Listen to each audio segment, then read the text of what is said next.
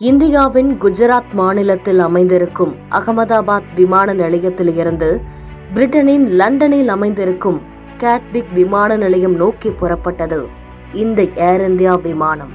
ADBL உரிமம் பெற்ற captain, CBL உரிமம் பெற்ற கோ பைலட் மற்றும் 10 பணியாளர்கள் அந்த விமானத்தில் இருந்தனர். விமானத்தின் தலைமை விமானியாக பணியாற்றியவர் கேப்டன் சுமித் சபர்வால். புறப்பட்ட சில வினாடிகளிலேயே அந்த விமானம் அதிகபட்சமாக 180 நாட்ஸ் வேகத்தை இந்திய நேரப்படி பிற்பகல் 1:38 மணிக்கு அடைந்தது.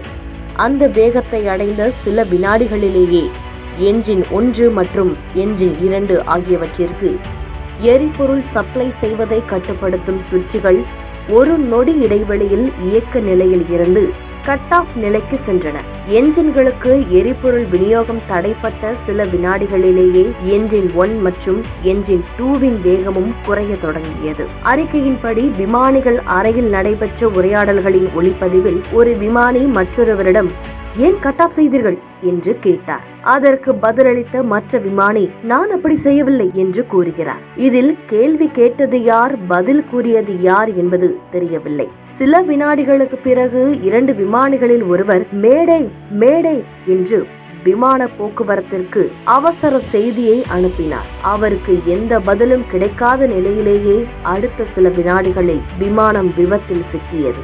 விமான விபத்து தொடர்பாக வெளியான அறிக்கையில் 2 முக்கிய அம்சங்களை விசாரணை அதிகாரிகள் வெளிச்சத்திற்கு கொண்டு வந்தனர். முதலில் விமானம் புறப்பட்ட சில வினாடிகளிலேயே என்ஜின்களுக்கு எரிபொருள் சப்ளையை கட்டுப்படுத்தும் சுவிட்சுகள் ஆஃப் செய்யப்பட்டிருக்கிறது. இது விமானம் 180 நாட்ஸ் வேகத்தில் இருந்து திடீரென குறைய வழிவகை செய்தது. விமானிகள் அறையில் ஒருவர் ஏன் அவ்வாறு செய்தாய் என்று கேட்க மற்றொருவரோ நான் அப்படி செய்யவில்லை என்று பதில் கூறுகிறார். இது சாதாரண நிகழ்வோ அல்லது அறியாமல் ஏற்பட்டதோ இல்லை.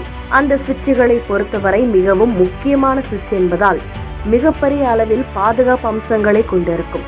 இதனை யாரேனும் அதற்கென்று சென்றுதான் இயக்க முடியும். பொதுவாக விமானம் தீப்பிடித்தல் போன்ற அவசர காலத்தில்தான் இந்த பட்டனையே அமுக்குவார்கள். அப்படி இருக்கும் பொழுது, பறந்து கொண்டிருக்கும் பொழுது அந்த சுவிட்ச் ஆஃப் செய்யப்பட வேண்டிய எந்த அவசியமும் ஏற்படவில்லை.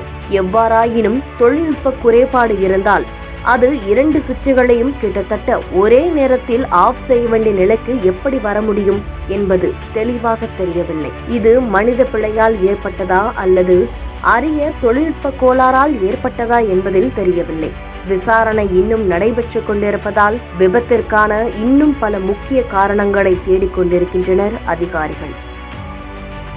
செய்திகளை உடனுக்குடன் தெரிந்து கொள்ள கீழ்கண்ட கேபிள் மற்றும் DTH நெட்வொர்க்குகளில் எம்நாடு செய்தி தொலைக்காட்சியை காணுங்கள். பாதகம் செய்பவரை கண்டால் நாம் பயம் கொள்ளலாகாது பாப்பா. மோதி மிதித்து விடு பாப்பா, அவர் முகத்தில் உமிழ்ந்து விடு பாப்பா. அண்மை செய்திகளை உடனுக்குடன் தெரிந்து கொள்ள இணைந்திருங்கள் எம்நாடு தொலைக்காட்சியுடன்.